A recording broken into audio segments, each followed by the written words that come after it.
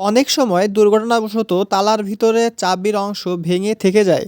তো এভাবেই যদি কখনো আপনি এরকম সমস্যার সম্মুখীন হন তাহলে ভিডিওটা পুরোপুরি দেখুন। তো আপনি যখন তালার ভিতরে চাবি আটকে যাবে তখন বিভিন্ন জিনিস দিয়ে বের করার চেষ্টা করবেন না।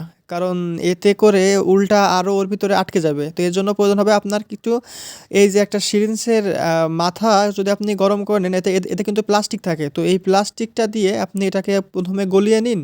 গলিয়ে নেওয়ার পরে আপনি সেই গলা অংশটুকু তালার পিছন অংশে চেপে ধরুন।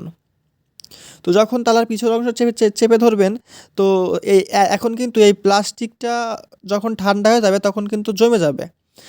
তো এই দেখুন টানতে হবে যাতে করে চাবির অংশটা এর সঙ্গে খুব সুন্দর করে লেগে যায়।